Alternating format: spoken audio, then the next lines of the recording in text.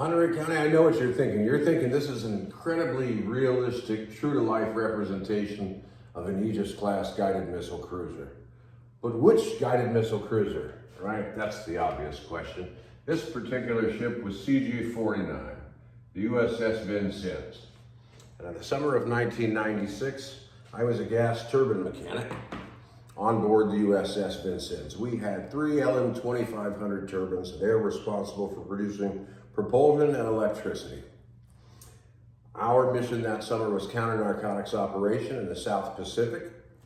And when a warship engages in counter-narcotics, our job is to intercept known drug boats that have set a course from South America to North America.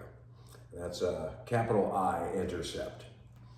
And it happened the same way every time. First of all, these drug boats were all known offenders. They were boats we had pulled over before and found drugs on before, and we keep track of these guys everywhere they go. But they were also charter boats, fishing charter boats out in the middle of the ocean with no tackle on board. Go figure. So if they didn't have any cocaine on this ship, they would let you pull them over. And I hope you can hear the air quotes in that, because I've got a fore and aft 5-inch projectile. So yeah, they're gonna let us pull them over. And they would let you pull them over, and we would send over our crew, and the crew would go over with flak jackets and assault rifles and exothermic torch, and they would just completely disassemble these ships.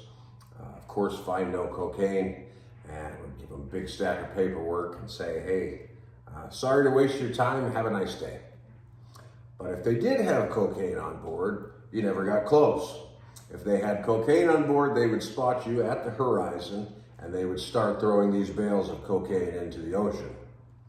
Now, these were 18-pound bales of uncut cocaine, and they were wrapped 3 different times, which made them saltwater proof, but it also made them float. You see, these guys understand the United States warship is not going to let uncut bales of cocaine wash up on the shore of Texas or California or wherever else, right? It's kind of the mission. It's the reason we're out there. But what they weren't counting on is that I had a helicopter folded up in the helo hangar. Now, 1996, they were still integrating women into the military. On a ship of 300 men, we had 2 women, and they were our helicopter pilots. And the helicopter pilots would run these guys to shore, and shore patrol would pick them up, or local police would pick them up. We always got the bad guy.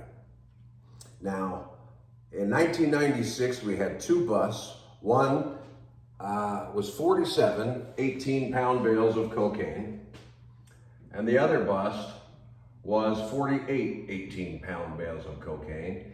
And if you were to stack up each of these individually, if you were to stack up all of this cocaine, you would get a block about 6 feet by 6 feet, 4.5, 5 feet, all right? Almost as tall as a person, very happy sailor there. But this created a dilemma for us. What do you do with $250 million in uncut cocaine with 300 sailors who have been out to sea for 6 months? Do you trust these guys? You do. In probably all of the armed services, you trust these guys, you have no choice. Literally trust them with your lives. It's a foxhole fraternity, it's a stronger bond than you'll see just about anywhere in the world. Do you also take precautions? Do you put the cocaine under lock and key and under armed guard? Also, yes, of course you do, right? I think no matter how well you know someone, you know them in normal situations, you don't know what they're going to do. No matter what they say they're going to do, you don't know what they're going to do until they're in those difficult situations. So here's the point. I'm going to land this plane for you guys. It's election season. And whenever I hear someone say, trust but verify, I always think of this story. I think, did I trust these guys? Yes. Did I take steps so that I can check on them, so that I can know nothing is amiss here? Absolutely I did. Listen, especially in local politics, There are going to be situations where you know your elected officials, and maybe you've known them for your whole life, and you should trust them. It's okay. We need more of that, frankly. Is it still all right for you to call and ask, hey, you know, I think that was a boneheaded decision. This is terrible. I don't understand it. And call your elected official and sort of verify. How did this go down? Can you explain it to me? I think so. I think it's okay. In fact, if you don't hear anything else from this short video, the one message I've got from every elected official you have, again and again and again from my time in office, is they wish you'd pick up the phone. They wish you'd call, and they wish you'd challenge them on these things. The fact of the matter is, by the time the story makes it to you, you might have half the story, and sometimes it feels like it's the unfavorable half, right? A lot of misunderstanding. Translate this into the real world where you guys work. You conduct an interview and you have someone, this person's going to be a good fit. This person doesn't feel like a good fit. And what do? You check their references, right? You go and you call the people they worked with or do work with now. What kind of employee is this? What kind of person or deal? What is the character of this person?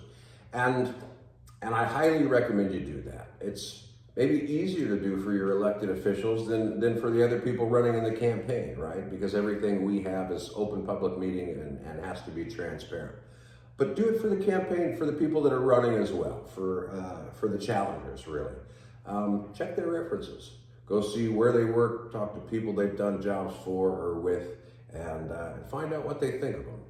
It's a lot seems to be at stake over the next 4 years. And we'll talk about that in another video, really kind of what's coming down the line for whether it's me or another commissioner, really what you guys are looking for.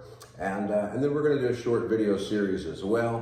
What has your county government done for you? What have we accomplished during my time in office? So look for those in the next couple of days, and I'll see you then.